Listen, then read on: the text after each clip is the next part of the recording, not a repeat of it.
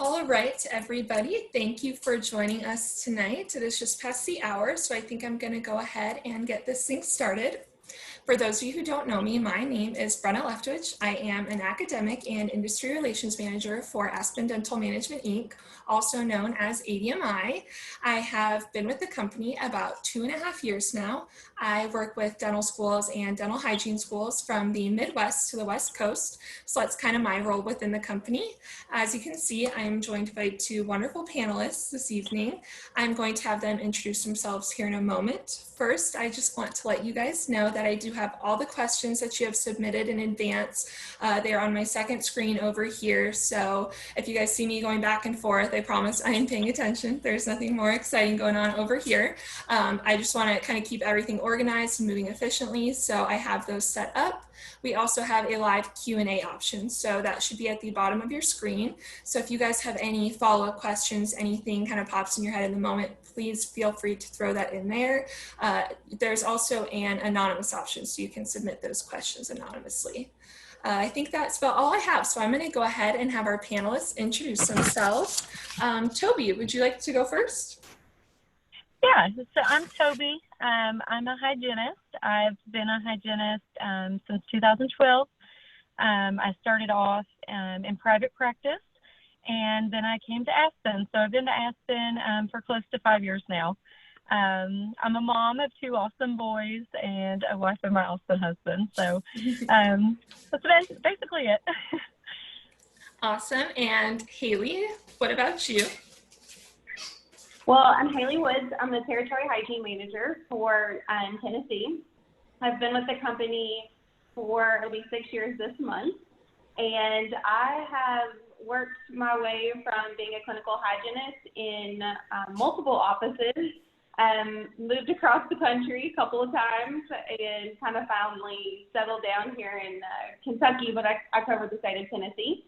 I've been a hygienist since 2012. Went to school at University of Southern Indiana, where I got my bachelor's degree, and started out in pediatric dentistry, very similar to Toby, but realized that I knew I could do more and wanted more. And so I took a leap of faith and joined here at Aspen, and I've been here ever since. Awesome, thank you guys. So as you all can see, we do have a territory hygiene manager and a hygienist on this call, which I think is great. It provides a couple different perspectives for being in the practice. So thank you so much to both of you for joining us. And guys, just remember, this is an Ask Me Anything session, so please ask us anything. Easy questions, hard questions, don't hold back. That is what we are here to do.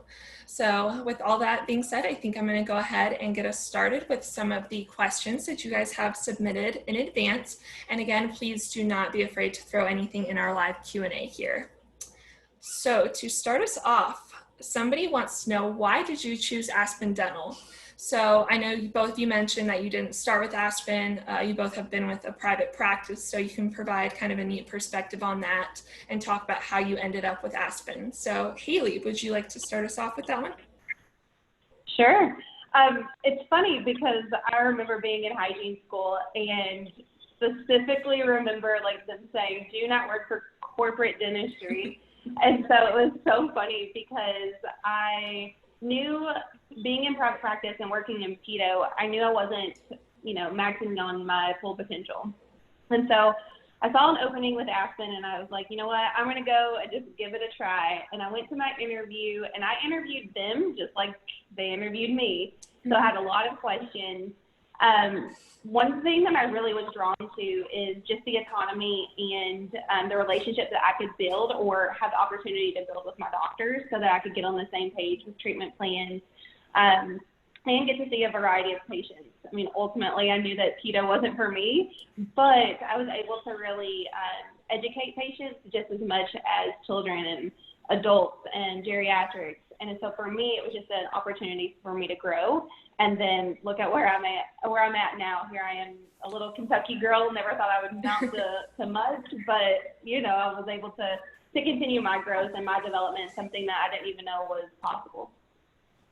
Awesome. Yes, definitely making it big here with Aspen. And Toby, what about you? So how did you kind of end up with Aspen, or why did you choose Aspen? Right. So I live in a very small town. And basically the majority of the dentists in our area, it's private practice. But I remember going to bigger cities and seeing Aspen Dental. And I remember looking it up and thinking, even telling my husband, I would love to belong to a company like this. I mean, it's a company where I'm considered a provider. You know, I'm respected. Not that, you know, you're not in private practice, but really with Aspen, you know, you have a voice. And then you're able to give back so much to people. So I knew it was a company I wanted to belong to. So when they came to my town, I jumped on it, and I'm very grateful for it. Awesome. Yeah, I think that's great. You kind of emphasized on the fact that like it is your own business as a hygienist within Aspen Dental. So we'll definitely get into that, a little bit more as we get further into this webinar. But for right now, we keep using the term DSO. And before we get into this, I want to elaborate on what that is.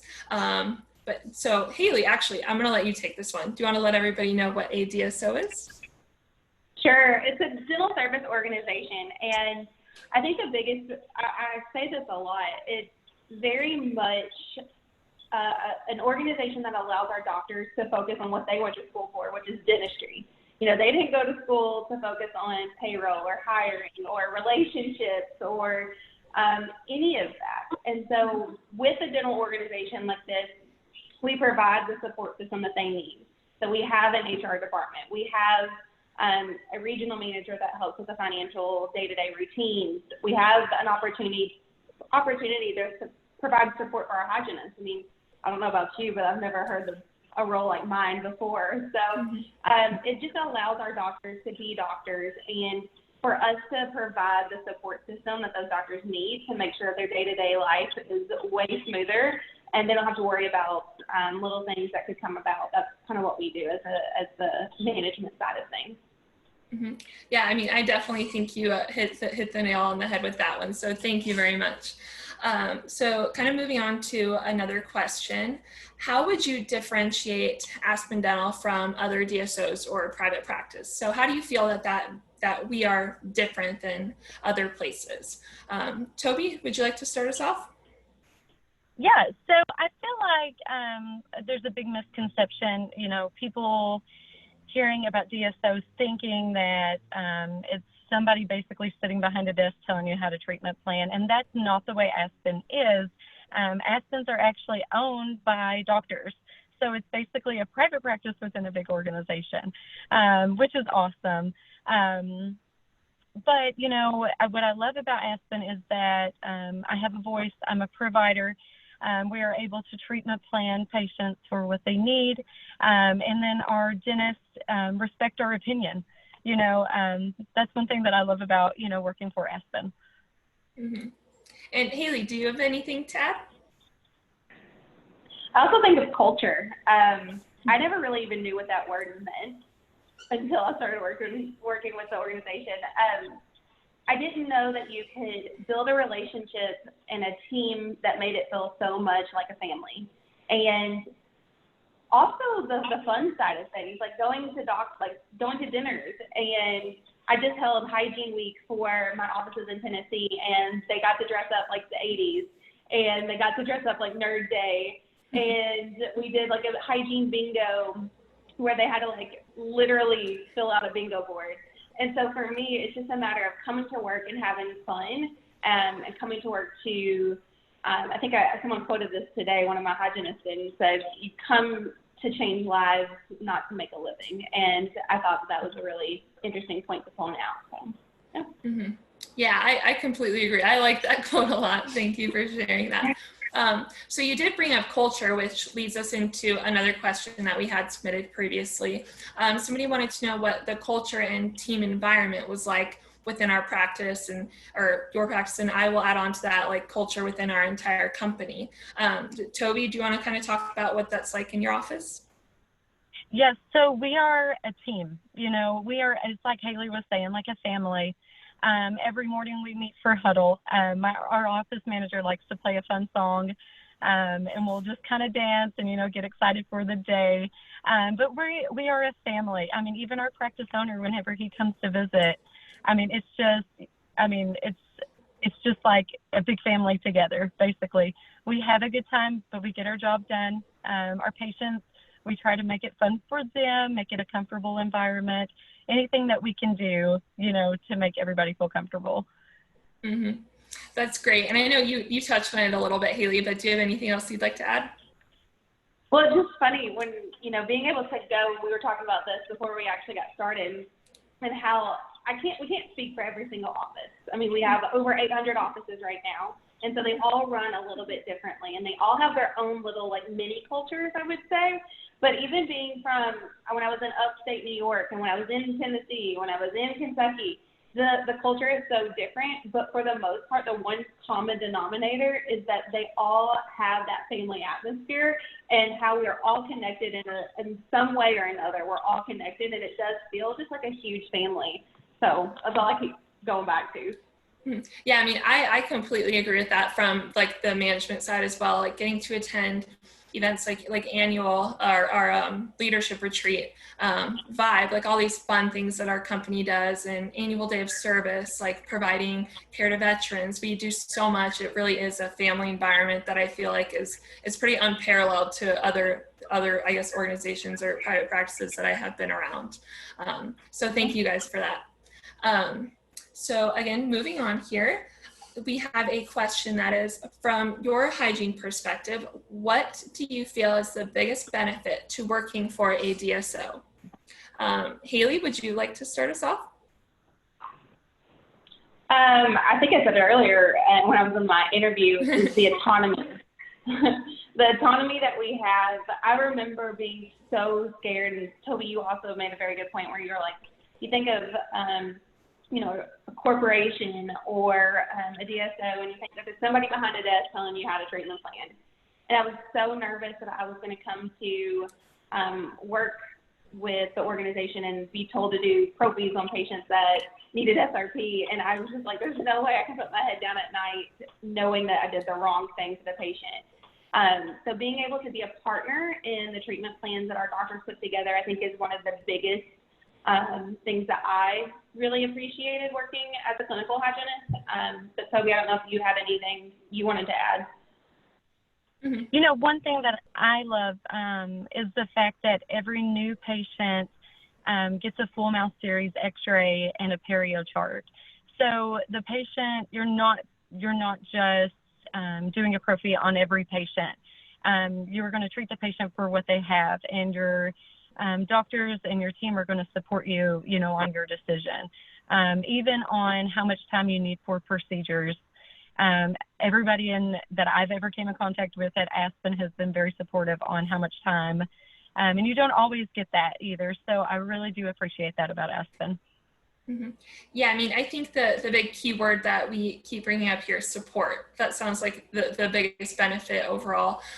If you need anything, there's always somebody to go to. I think that's kind of Haley's role, to support all of her hygienists, and she has somebody that she can go to for support as well. And I mean, if anything breaks in your office, the things Haley mentioned that people don't want to deal with, dentists don't want to deal with, the leasing, contract negotiations, anything like that, that is, you have somebody else to go to. And I think during a time like this, during a pandemic, during COVID, there's so many offices that haven't made it through this time. That's what we on the management side are literally here for, to support you guys as clinicians in your practice and make sure that you can provide the best patient care possible. Brenna, I don't mean to cut you off, but going back to COVID, oh my gosh, what a scary time. I was terrified, Toby, I'm sure you were terrified. Oh, yeah. I mean, that was scary, and I didn't even know, I wouldn't even have known where to start. I remember I had a hygienist reach out to me that lives in Buffalo, New York, that does not work with our organization anymore, reach out to me and ask, what we were doing as an organization so that she could help guide her own team.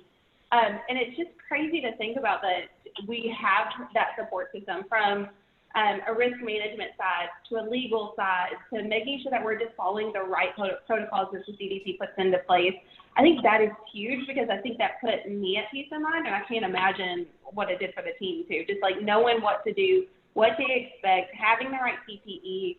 I mean, that was probably the biggest scare I've ever had to face with my career choice. So I'm thankful. Yeah, Absolutely, no, I definitely. agree. Yeah, and I mean, we did have a few COVID questions come in advance. So I put I think I saved those for the last 10 minutes of this and kind of make sure we can get through those because obviously that is such a huge topic right now. And I've had so many of our doctors and even hygienists come up to me when speaking with them saying I mean, you always kind of realize the value of your support network within Aspen, but they were now more than ever, you realize how important and how valuable it was to really have those people to guide you in such an unprecedented situation. Yes, so we did have a follow-up question that I wanted to bring up because Haley, you made a comment about it, I think previously, talking about you were scared you're gonna have to do procedures that patients didn't need. So a question that people always want to know is, do you have quotas in your practice? That's a big one. Toby, I'm gonna start with you. Do you have any quotas? So we have goals, just like any other business, you're going to have goals that that you want to try to meet. But you're not penalized if you don't meet these goals. And if you do meet them, then you will incentivize basically off of it. So it's not like somebody is going to, come after you because you didn't hit your goal. But they're going to help you. You have that support team there to help you. But that's any business that you work with, but most likely they're probably not going to discuss it with you. So that's part of owning your own business and being in control. So I think Aspen does a great job with that. But no, I mean, like I said, you're not going to get a slap on the hand because you don't hit your goal. So, yeah. Haley, do you have anything to add on that? No, I giggle because it is one of probably the top to ask questions, and I would have said it exactly like Toby did. So I really don't even have anything else to add. If everybody has goals, I mean, I would hope, even in life, I have goals that I want to lose weight, but, if I don't hit it, someone goes, shame on you, Haley. But absolutely, we all have goals, and I think that just strives us to be better, and if we didn't have goals, we get stagnant, and this organization is definitely everything but stagnant. Mm-hmm.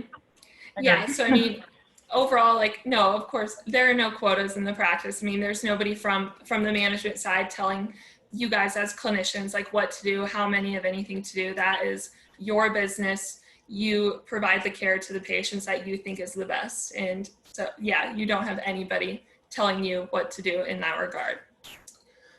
So I think now we're going to get into the structure of the office a little bit. So what the question we have here is, what is the clinical autonomy like in the office as a hygienist? Haley, would you like to start us off? What is the clinical, what? I'm sorry, I didn't Clinical autonomy. Oh, well, that was my favorite thing about working with Aspen. So very similar to what Toby was saying, every new patient comes in, and we have the opportunity as hygienists to see those new patients for a comprehensive exam from a periodontal standpoint, same as our doctors. And so our doctors rely a lot on their hygienists to really tell them what that foundation looks like. That way, before they even go in to see, what they would actually treatment plan from a restorative piece, they know what that foundation looks like. And so I think that our doctors rely heavily on their hygienists. And for the most part, trust is huge. And I think from every doctor that I've ever worked for, building that relationship and building that trust with the doctor is only going to amplify your, success in the practice in any realm. But I do think the autonomy piece is allowing us to go in and do exactly what we went to school to do. And I think that's huge for me. Mm-hmm. And what about you, Toby? I agree with Haley. I mean, she said everything I would say about that. But I would add too, that the doctor, how she was saying, the doctors do depend on you a lot, and they respect you so much in your opinion. They're not going to seat a crown on a tooth that is mobile, and it's your job, to check that before the dentist come in. So, they're going to, they really respect your opinion. Even you're listed on the wall as a provider, just as the dentists are. Your name's on the wall with the dentist. So I think it's a respect thing. but just like Haley was saying, I would have said the same thing. Yes, like we said, it is your business. So clinical autonomy is obviously huge, and that is something that is definitely provided to you guys. So staying within the office structure, someone wants to know how many dental assistants that you guys have in your offices. And I guess, Haley, you can provide a good perspective on overall the kind of average, I guess. So do you want to start off by how many dental assistants are typically in a practice? Typically, we're looking at 3 to 4. For the most part, it depends on how many doctors that you have in the practice. If it's a 1-doctor practice, you're looking at, like I said, 3 to 4. If it's a 2-doctor practice, you're looking at 4, maybe 5. Maybe somebody that's cross-trained, meaning that they've, been up front answering phones, doing insurances, but also knows how to be a dental assistant and, sterilizing instruments and setting up rooms. So, being able to grow within that organization on a different aspect, not just with hygienists, but typically I would say 3 to 4, 4 to 5, depending on the office. Mm-hmm. And Toby, is that what you say is in your office? Typically, right now we have 2, but our dental assistants are amazing. They are there to help. They help perio chart. They help, they do the new patient x-rays. They are everywhere. They are on the ball, and they are absolutely amazing. So the 2 that we have work as if we had 4. They're awesome. I do think that we have, we were in an interesting situation in one of my practices where we had an extra dental assistant, and instead of firing them, we said, well, why don't we do assisted hygiene? So we have this hygienist in that office. She runs 2 columns of hygiene patients, and she's got her own assistant that really seats her patients, takes her x-rays, sets her up for success so that the hygienist can come in and really do clinical hygiene, what she can't do. And so we always find a way. I think at that point, we look at it and we go, every office is going to run different. I never want to sugarcoat that. And very similar to how Toby giggled when she said, well, we have to. There's going to be days you're going to have those hiccups, and that's going to happen. That's going to happen if you're working in private practice, if you work in a DSO, or if you work at a primary care physician's office. Like, it's just going to happen at times. Mm-hmm. Yeah, and I think Oh, no, you're good. I was just going to say that actually just answered one of our follow-up questions that wanted to know if the hygienists have DAs of their own. And we keep touching on how all of the offices are so different. So just a fun fact, all of our offices are individually owned by the doctors. So the management side that I work for does not own the practice. The clinicians do. So that is why every office can run and operate a little bit differently. So yes, there are some of our offices where the hygienists do have dental assistants, and there are some that don't. It's just going to depend on the practice that you're in. Toby, did you want to carry on?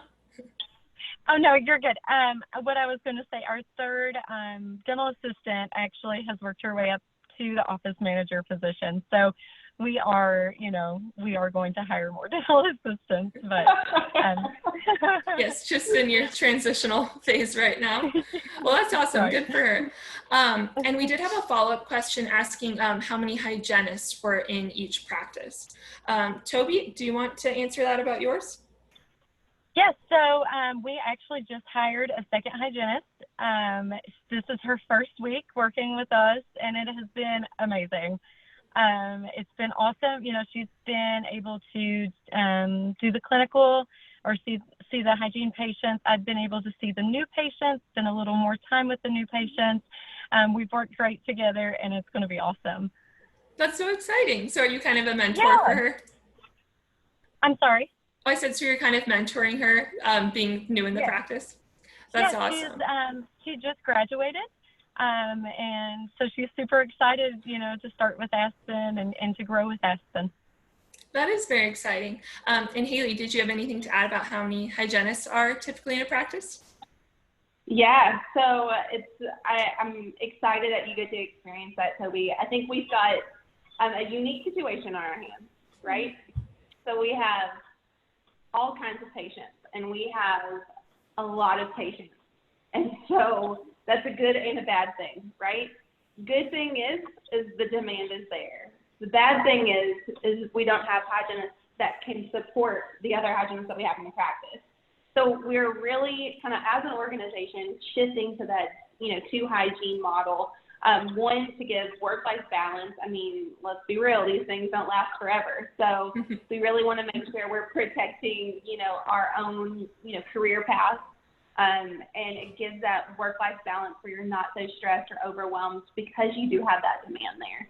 So it's a good thing and a bad thing. So I think the more that we can actually bring into the practice, I know in one of my friends in the New England area, they have 3 in one of her practices, and I think they're going to keep growing the more that they see that the need is there, adding more hygienists so that we don't overwhelm and overwork our hygienists, because ultimately, they can only do so much. Mm-hmm. Yeah, I mean, it's definitely, again, one of those things that's going to depend on the office that you're in, depend on the owner of the practice, depend on the patient flow. So we don't, overwork our hygienists. And somebody did have a follow-up to that, asking if there were part-time opportunities. Do you want to answer that, Haley? Absolutely. So I got a smile on my face again. I get really excited about things, if you can't tell.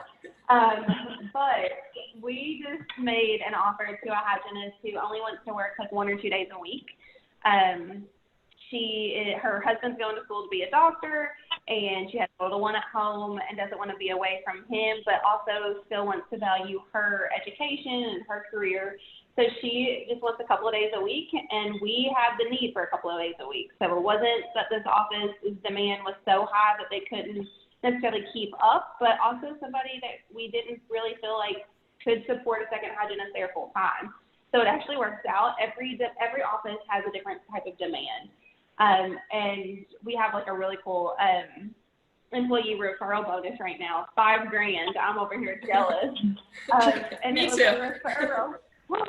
It was a referral from one of my other hygienists, and it was almost like a perfect match. It was just a match made in heaven. We'll just put it that way. So yes, part-time is for sure available, but again, full-time is too. Full-time for us isn't 32 hours; it's 30. So that can look a million different types of ways. It can look, 40 hours. It can look 38. It could look all kinds of different ways. But we do offer both, and we welcome both. Mm-hmm. Yeah, I mean, I was going to add on to that, but I think you just about covered it. You did so well. I don't even have anything to add on to that. But you're mentioning hours. So one of the questions we had submitted previously, someone wanted to know what the hours were like in the office. Toby, do you want to talk about your hours? Yes, so Monday through Wednesday, we're open 8 to 6. Thursday is 9 to 7, and then Fridays we work 8 to 1. So we do offer the one late night for the patients who are unable to get off work, but then we leave at 1, so it's almost like we have a 3-day weekend every week. I'm able to pick my boys up from daycare, and we're able to do something fun always on Fridays. So I really like almost having the 3-day weekend every week. And other offices may be different on times. Haley would probably know a little bit more about that. Yeah, do you want to talk about that, Haley? Yeah, most of them are as going back to kind of what a DSO is. For the most part, we run, like I said, very similar, but every office is going to have their own little nuances. So for the most part, it's maybe instead of, I think you said 8 to 6. Yeah. I have offices that are 7:30 to 5:30, 3 days a week, and then they're 9 to 6 or 9 to 7. I've got so many. I've got 27 offices, so it's hard for me to remember. But they have one late day as well, kind of worked in there. I always think of it almost similar to a franchise, where the core values and the core meaning to what we stand true in our missions and our values, all of that's the same, but because they run so different, we do try to allow for one late day for access to care for our patients, and then even some early days. And then also, Toby was saying, a half day for the most part on Fridays, which I don't know anybody that wouldn't want to work half day on Friday. I would like to work a half day Friday. Me too. Yes. So thank you guys for that. And going on to another question that, again, kind of sticks with the office structure. How does the treatment planning go in the office? And to add on to that, can you talk about the relationship that you have with the doctor? So as far as treatment planning goes, Toby, do you want to talk about that a little bit? Yeah, so like I was saying, every new patient gets a full mouth series x-rays, a Panorex, and a perio chart. So it's your job as a provider, to let the patient know what they need. And you're respected for that opinion, on what decision that you make. You discuss it with your patient. Aspen gives you, you're able to pull the x-rays up on the TV. We have the new iTero scanners so they can see the visual, of the buildup, what their teeth look like, what their gums look like. So you're able to have that conversation with the patient about what they need. And then you let your dentist, know what your findings were, and the dentist respects your opinion, and then they go in and do their exam.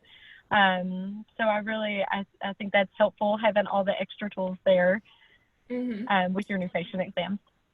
Yes, thank you. Haley, is anything you would like to add about treatment planning? I think going back to the relationship with the doctor is huge. Like I think I said it earlier too, like trust. There are 3 people in that practice or in that office that I think really make a difference. And that is your doctor, your hygienist, and your office manager. If those 3 pieces are solid, it's just great. And, there are times where maybe the hygienist and the doctor don't see eye to eye on treatment plans, but then that's when you call on people like me as their support to really bridge that gap and to talk through things and understand the whys. I mean, ultimately, we know that we support our doctors, right? And our doctors are, it's their treatment plans. It's not our hygiene treatment plans. As much as we, as hygienists, we love it, it is our doctor's treatment plans, and ultimately it's their call. But for the most part, we want to make sure we walk through any barriers that could hold us back from not seeing eye to eye. We really want to make sure that partnership and that trust is there and is built. So maybe that's getting to know each other on a personal level, going to lunch, going through a doctor's standard of care so that we know exactly what they're looking for. So when we do present a treatment plan to a patient, there's no question, and it's very seamless. So I think it's just, relying on each other and building that trust is huge. Mm-hmm.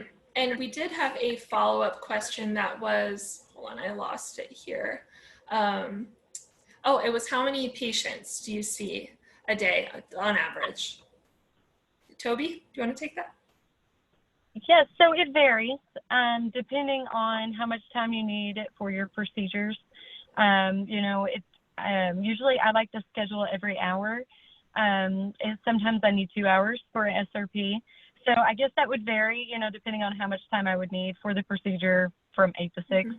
And then there are new patients, usually scheduled every hour, that you would do a perio chart. So whenever I find a good breaking point or I'm finished with my patient, that's whenever I would go see the new patient to do the perio chart. So it really varies, but usually a patient every hour. Okay. And Haley, would you say that's pretty standard? Yes, I actually, I've got some hygienists who are faster than others, but I still suggest not shortening those appointments. Give yourself some wiggle room and, downtime to go get a drink of water. So I definitely have my hygienist back. If they need more time to get things done, I want them to have the time they need, not the time that they're allotted. And so being proactive in what that schedule looks like is going to be huge. Partnering with the office manager on, if there's going to be an SRP patient that's going to take me 2 hours just to do a half mouth, then I need 2 hours to do the half mouth. But then there's going to be others that I can do a half mouth in an hour. And so every patient's going to be a little bit different. And so it's just a matter of going back to that autonomy that we were talking about and running your own business and running your own schedule and knowing how long really you need for it. So going back to Toby, it really just varies on how many patients you see, but I would say minimum an hour. Mm-hmm. So, and to add to that, I'm sorry. No, go ahead. To add to that, whenever I see my the new patients, I like to write on the paper that's going to the office manager how much time I'm going to need for that procedure, so she knows to schedule that ahead of time. and it's not a surprise. So that's always helpful, having that communication. Yeah, I mean, that kind of leads into exactly what I was going next, talking about the schedule. So are you in charge of your own schedule, Toby? 100%. Mm-hmm. Yep. So even if our something's scheduled the way a procedure's not scheduled long enough, I'm able to move patients around. We have a new hygienist that's with us now, and she needs a little more time for procedures, so I extended the appointment times. We want to be able to treat the patient with the best care that we can. We don't want to put a time limit on care. So I really do love being able to be in charge of my schedule. Mm-hmm. So we do have a lot of students on this webinar, so I think that's just a big thing for them, knowing that when they graduate and start working in a practice, that they're going to be allotted the time that they need to be able to provide that care. Obviously, you're not going to be as quick right out of school as you would be who someone's a bit more experienced. So Haley, do you have anything? I saw you giggling. Do you have anything you want to add? I mean, I worked in pediatrics right out of hygiene school, so I went from like 3 hours with my patients to no lie, like 15 minutes. And so, woo, that was a shock. So I can only imagine that same scared, mentality. And I think it's just a matter of, speaking up. And I think that, during your training, you do go through that and talking about schedules and how much time you need. And I think it's just really owning it to what your likings and your standards are. And then when we think about like who really, makes the schedule, new patients are usually scheduled by our office manager, but just like Toby was saying, she's writing down how long she needs for those new patients. And then your recall patients, so any patients that you see, it's your schedule that you're building in 6 months, 3 months, 4 months down the road.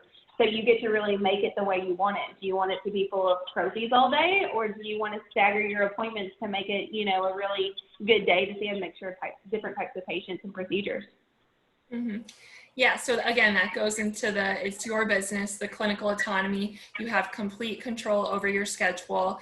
If you need more time for one patient, you can do that. That is completely up to you. And again, that brings up how important the communication within the office is.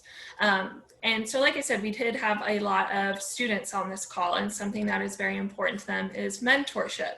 So I think I'm going to bring that up a little bit right here. And Toby, I want you to talk about that a little bit since you are in the process of mentoring somebody. So can you let everybody know what the process of that is like for a new grad that we just hired in our office? What is their first few weeks going to look like?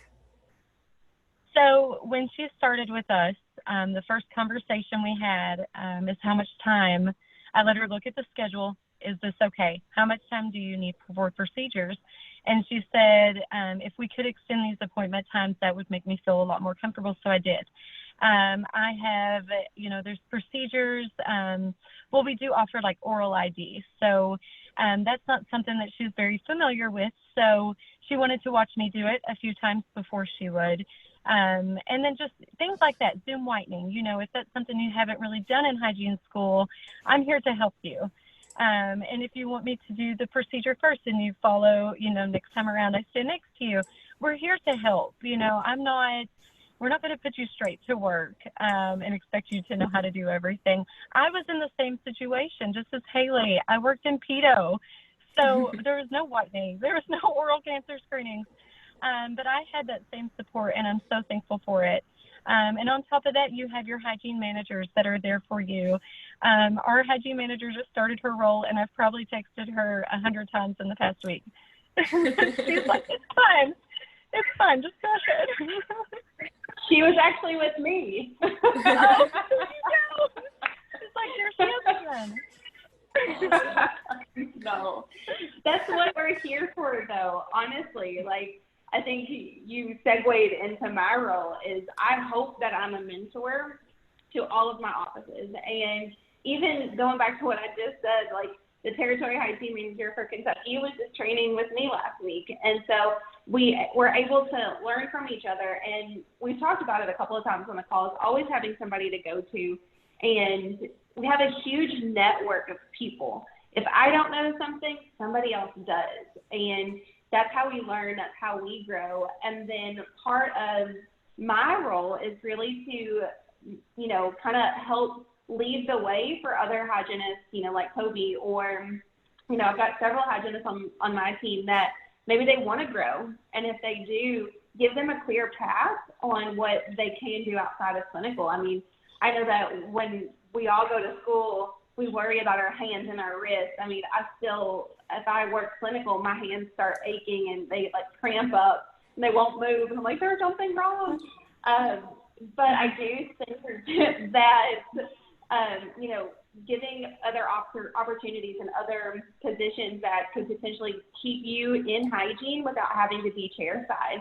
And so I actually am trying to develop right now a roadmap for my hygienists on exactly step by step on the things that I'm going to need from them to really help, you know, grow them. So when they, you know, this position comes available to them again, if they're 100% ready and confident and they want to apply for it, because I love my job, it's so much fun. And so I feel like you do have just like the mentorship all around. You know, I have a mentor, you know, our director of hygiene support's a mentor to me. And then we have our vice president, that's the mentor to our directors. And then, you know, it literally is just layered down so nice that you always have somebody there to support you and to help you grow.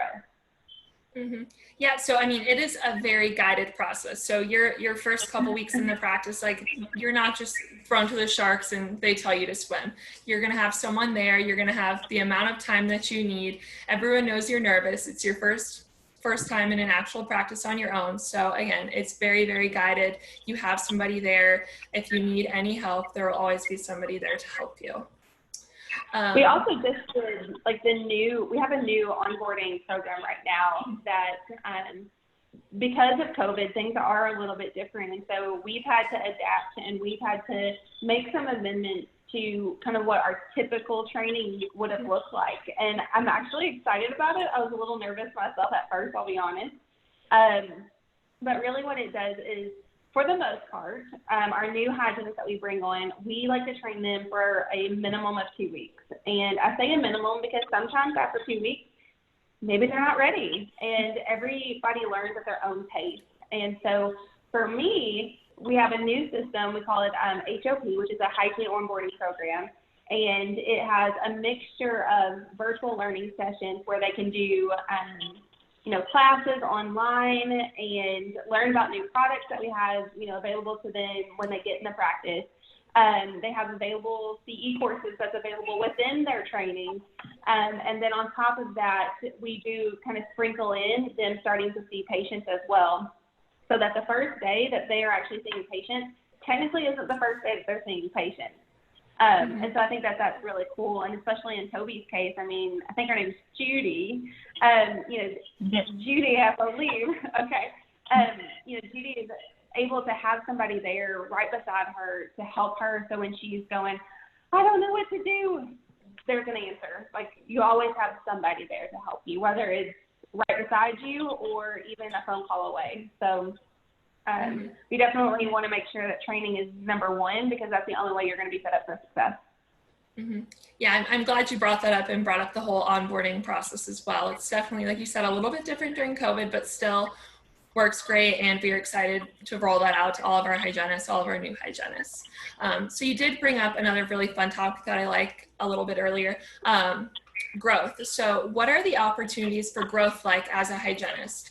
And that also includes the non-clinical positions. So Haley, I think you would be perfect to answer this question. Definitely. Well, I think it's funny because I said it at the very beginning, you know, I'm this little Kentucky girl whose dad's a farmer, and I never thought I would have a position where I'm able to mentor other people and to continue my growth myself. So really, as a hygienist, if you're a single hygienist in your practice, you have, you know, training is something that we can help you with growing and developing yourself, is by you training other hygienists, maybe that they're new to the organization, or if they just need extra support. And then we also have kind of like Toby, she's, I would assume, the lead hygienist in her practice. and she's a direct mentor to her associate hygienist. And so being able to show that associate hygienist really how the whole process works is huge. And so you have that growth, which is more clinical. And then you have the next step. You have, a position like mine where I'm kind of a support system for, a division or a territory, I should say. So I have the whole state of Tennessee that I have 27 offices. Some have one hygienist, some have two. And I really just help mentor them and be their support system when they don't know what to do when a problem arises. Then you have a director of hygiene support, which is kind of, my mentor who really manages our issues. When we don't know the answer, we kind of go to our director, and then they partner a lot closer with, our vice president of hygiene support on making sure that we're all, doing the things to the AAP guidelines and that we're, our standard of care is top notch. And so they do it a little bit more of a higher level, but then it all just trickles down. And then I also think of, going back to Toby's, her territory hygiene manager, she used to be an OM. She had some issues with her hands and wrists, and so she decided to be an office manager. And so you've got office managers that you can be. You can be a regional manager. You can be a director of operations. There's really kind of like nothing that we can't do. I mean, even like Brenna, like even with you, I mean, being on the academic side, there's all kinds of resources or all kinds of roles that you can do within the organization, which I think is awesome because I didn't even know that these things existed. Yeah, we actually have one of our former hygienists actually joined our team. Holly Farbo. She used to be a hygienist with Aspen, and now she works with us and does exactly what I do. So again, that's like the room for growth. Like I think a big, I wouldn't say issue, but with being a hygienist in a private practice, I think there are some people that almost feel stuck. And your career can get a little bit stagnant. So when you work for a large organization like this, there's other options for you. Like Toby just became a lead. We have someone that started out as a hygienist that's now a territory manager. So there are those options for you. If you don't want to be chair side anymore, you can move to the non-clinical management side. The opportunities really are endless. You can find exactly what works for you because there are so many different opportunities to pick from. Did you have anything you wanted to add on that subject, Toby? So even, if you're not talking about growth as in, changing job positions, for me personally, whenever I started with Aspen, I had really bad, social anxiety. I know this might sound crazy, but I had a really hard time talking in front of a group of people. And Aspen has helped me grow so much that, I can see a huge difference in myself. I'm doing an Ask Me Anything goal that I would have hit from 5 years ago, I promise you. But the respect that I've been shown as a provider with the practice, the feedback, just things like that really helps you grow. Aspen has made me grow as a person. And I love the company for that. Oh, that makes me very happy. So I guess moving on from this topic, somebody wants to know what say do you have over the equipment and supplies that are used in your office? So Toby, do you want to go over that a little bit? Yes. So you order what you need. Basically, we have a ordering system. If you need new instruments, order new instruments. If there's a certain type of prophy paste you want, order the prophy paste. You really have control over what you want. Nobody's really, I started in a new office. So when I started, I had all new everything. But there was some other instruments that I wanted that weren't in my kit, so I ordered them. I wasn't a fan of the prophy paste at first, but I ordered what I needed. So yeah, you're in control of it. Mm-hmm. Haley, anything to add on equipment? No, I think Toby nailed it. I'm going to be real honest with all of these hygienists that are on the call. I am awful at sharpening instruments. Same. The worst. So I never did. I just ordered new ones. And so I do think that actually was one of my favorite parts about being a hygienist. So with Aspen, because I didn't have to sharpen, So that was huge for me.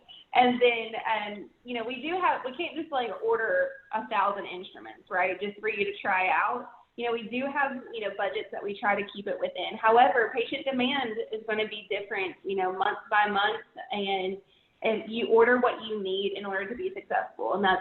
And when I say successful, it's to give your patients the care that they need. So if you need something, then you order it. But like I said, we can't just go give knickknacks, paddywhacks, and give the dog So. Yeah, I think the big thing with that is nobody is telling you what you can and can't use. It is up to you as the hygienist. You're a clinician. You're going to use what you feel is going to provide the best care to your patients possible. And kind of like you brought up, it's your business. So it comes out of that budget that you guys have. But again, that is completely up to you what you're going to order and what you're going to use. So like I said at the beginning, I was going to save the end of this for our lovely COVID questions that I know everybody is wondering about. I guess I will just start us off with, have you ever had a shortage of PPE in your office throughout this COVID time? Toby, you want to take that?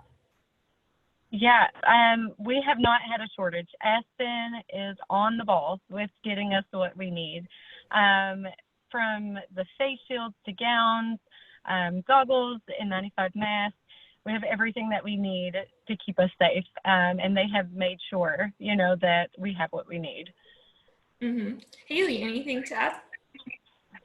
It's funny because I agree. I have not seen anyone get a shortage. There are certain supplies that weren't available maybe with that specific brand. Like we used to have Cavicide wipes, but now we have the Cavicide spray, which actually is just as good. And so going back to having that support system and having that resource, we've got somebody in legal that's literally making sure, and risk management, I should say, not legal, but in risk management, that's really just making sure that we're compliant with CDCs and that the other supplies that are available for us to use are just as equal to the standards that, maybe that are on shortage with PPE. Mm-hmm. Yeah, I think that brings us to, again, one of the huge benefits of working for a large organization. We have partnerships with companies like Henry Schein comes to mind that provides us, this PPE, and we can get it in bulk. We get it at a cheaper cost. So we have been a huge buyer for them. So that, again, is something that you can't really get in a private practice setting. So from what I've heard, all the hygienists, doctors, office managers that I've spoken with, there has not once been a PPE shortage in any of our practices. So here's another good one. What types of protocols and policies have now been put into place to help protect the staff and also patients from COVID in your offices? Do you want to start again, Kobe? Or Toby, sorry. Sure. Oh, you're fine. So every morning we change our clothes. We change into our scrubs when we come into the office, temperature checks, symptom logins before we even do anything. But once we change, that's whenever we would basically start our day. But the patients, temperature checks and screenings before they even come back. We want to know, do they have any symptoms, been in contact with anybody, traveled any hot spots. All that is important for us to keep our patients safe, and then to keep, we want to keep our patients safe, and we want to keep us safe at the same time. Mm-hmm. And Haley, what about you, overseeing all these offices? Yes, the biggest change I think I've seen is our patients aren't normally and typically waiting out in the waiting room. They're waiting in their cars or outside. Granted, there's one-off, right? Like if they have public transportation, and it's raining outside, we're not going to be like, sorry about you. But we keep that waiting room, very minimally filled, if any at all. Most of them are out in the car. We either call them or they write down what car they're in, so that way that the clinicians can just go out and get them. We have hand sanitizer everywhere, which I love, some of which smells like Fruity Pebbles. So I love that too. And then I also really love that they are in some offices, according to what the doctor, the owner doctors, what they decided to do was purchase high volume suction. for our hygienists that really felt like they needed that. So we have that option. And then especially when we first came back, I know that the doctors were very concerned and wanted to make sure that we all felt 100% safe from a hygiene perspective. And so they even allowed us to borrow an assistant every now and then if we had to use the Cavitron to suction, and really just help support us along the way. So I thought that was really huge. Mm-hmm. Yeah, all of our offices are definitely staying as up to date as possible with the CDC guidelines, keeping a close eye on those and making sure that our offices are as safe as possible and can stay open during this time. Did your offices have to shut down temporarily? Somebody asked. Toby, did yours have to shut down at all? We did. We were closed. We were open only for emergencies for some time, but we did have to close until it was our, governor's orders. And whenever he ordered that we could open back up and do non-essential procedures, then we could do that, whatever non-essential hygienist. Yes, and did that seem kind of like the overall standard, Haley, for all the offices that you see? Yeah, I hate that word. We ever consider non-essential. It just, but I will say, so some offices did stay open for emergency care. And even going back, like looking at a bigger picture and a different perspective is, I'm actually thankful that we all got furloughed. And what I mean by that is we had a job to come back to. And we had insurance that continued to stay 100% paid up, even when we weren't making a dime. And so I think when I think about it from like a different perspective is, yes, we were furloughed, but I'm so thankful that we were, because ultimately we had a job and an organization to come back to, and that we were continuously staying strong versus suffering or even risk of like closing down. We didn't even have to think about. And, going back and looking at it from my perspective, I wasn't a provider. And so I could have easily have been, one of those people that they let go because they wouldn't have maybe thought that I was considered essential for the business. But yet we came back so strong, and we did it in a smart way. And we had people in place talking through it with all of us. I mean, the owner of the organization, Bob Fontana, literally would send out, videos of himself, talking us through it, making sure we understood that we aren't in a bad spot, that we did this for the right reason, and gave us a peace of mind. And during all of this, where none of us really had I think unprecedented is the only word I can really say, we just don't know what to expect. And so having that support system and having someone just telling us like, yeah, we're going to close for a minute, but it's only so that we can bring you back and we're not suffering and we're not struggling. And I think I'm just so thankful for that. Mm-hmm. Yeah, I think the company definitely did a great job of getting out ahead of it. I think the furloughs began in March. I think it was definitely dependent on the state and the governor's guidelines that they put out there. But they were very smart in getting out ahead of it so that people did have jobs to come back to. So that was definitely the silver lining and the bright side going on in that situation. So it is kind of the end of the hour here. So I always like to end on this one question, especially when we have some students on here. So what advice do you guys have for student hygienists that are graduating this year and going to be looking for jobs? Toby, do you want to answer that one? Yeah, so do your research. Don't make a sudden decision. Don't just settle.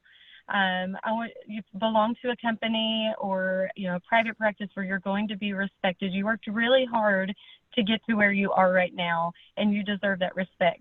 So don't just settle. Do your research before making that decision. Mm-hmm. And Haley, what about you? So that was good advice. I like it. I would actually say have confidence in yourself and your overall presence. And what I mean by that is during an interview, know what you're looking for, know what you're not looking for, have a stance and have a say. And also, you went to school to be a hygienist, and you passed some intensive classes and boards, and you paid a lot of money for them. And, when you're licensed, you're a licensed healthcare provider. And so know that going into it. Be confident. I know it's a very scary world because you have this safety net to always fall back under when you're in school, but you know, you went through that schooling. You have that education. So please just make sure you're being confident, because I promise you, your confidence will take you leaps and bounds. Mm-hmm. Yes, I mean, definitely be picky. It's your career. I think the best advice I could say is explore your options, ask a lot of questions. There are so many different opportunities out there, and you have to find what works best for you. There's going to be something that's more important and different for everybody. You know, some people need the benefits, some people location's more important, or mentorship. And the only way you're going to find all that stuff out and what works best for you is to explore those options and to ask those questions. So whether it be private practice, Aspen, or another DSO, again, the only way you're going to find out is to do your research. So if anybody has any last minute questions, feel free to throw them in the Q&A.